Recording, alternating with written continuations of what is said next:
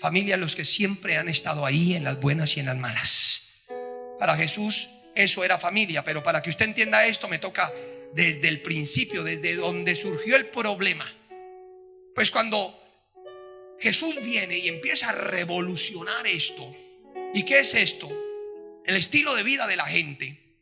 Cuando Jesús empieza a decirles, hermano, acerca de todas las cosas, dice, se agolpó de nuevo ¿qué? La gente.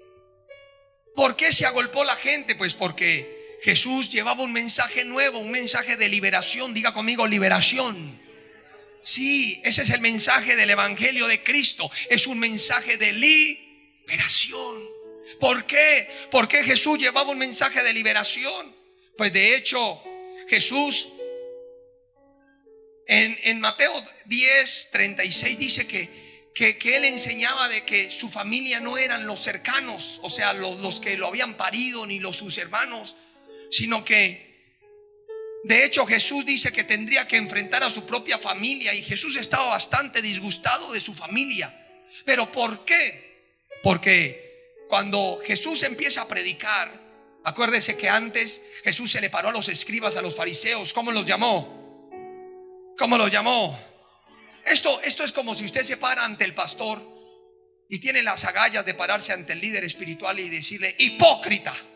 ¿Usted qué cree que le puede pasar? Pues la hermana dice, lo sancionan. Yo creo que va más allá de sancionarlo. Lo pueden sacar de la iglesia. Ahora dígame usted que aquí esté el líder de una nación, el jefe supremo de la religión, esté parado y usted venga y le diga al presidente, mentiroso, usted le prometió casas a la gente y no le ha cumplido. Es un ejemplo. Enfrente, ¿usted qué cree que le puede pasar? Pues lo pueden, no, de pronto no lo mandan a la cárcel, pero sí le mandan de pronto unos cuantos policías que le hagan la vida infeliz unos cuantos días. De pronto no le hacen las rebajas en los próximos pago de impuestos que usted tenga. La vida se le convierte más que, se le complica la vida. Hay gente a la cual usted no quiere tratar mal. Hay gente que no le ha visto usted que de pronto es el jefe, compórtate bien. O de pronto es alguien que tiene algún rango y usted como que trata de caer en gracia, porque hay gente a la cual no se debe tratar mal según las normas de la conducta de la gente.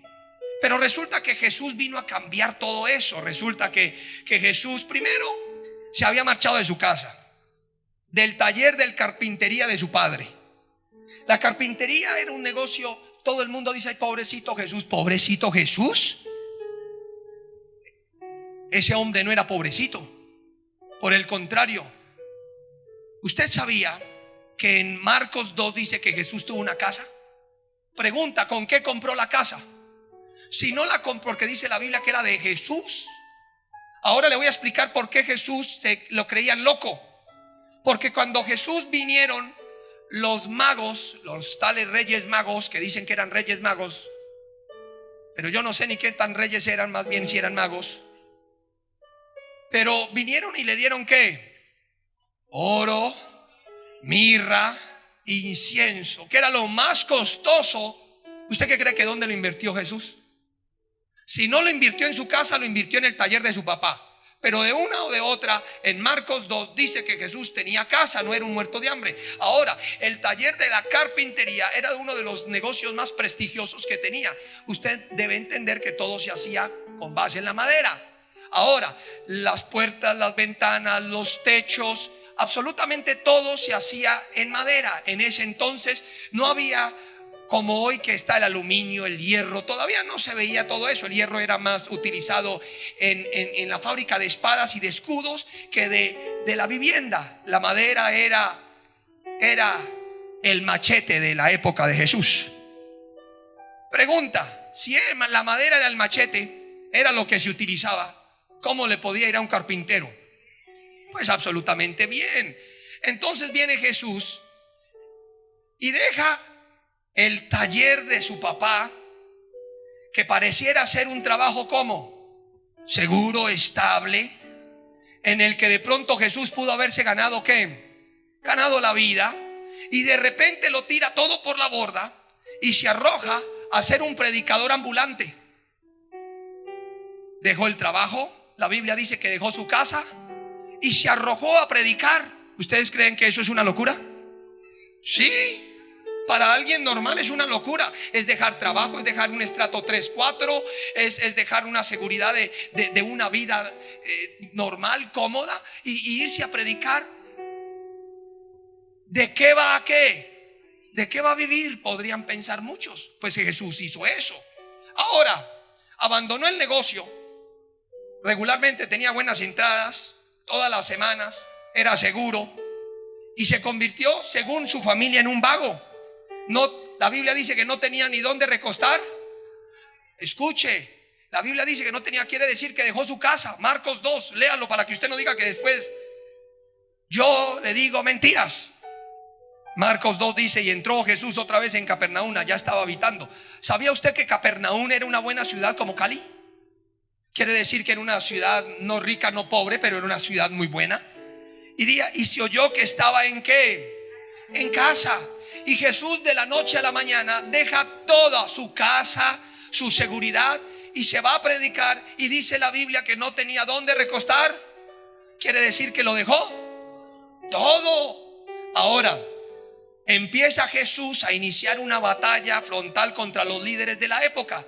Empieza a confrontar a los publicanos, empieza a confrontar a los escribas, a los celotes, empieza a confrontar a todo el mundo, a decirle hipócrita. A Herodes le dice zorra.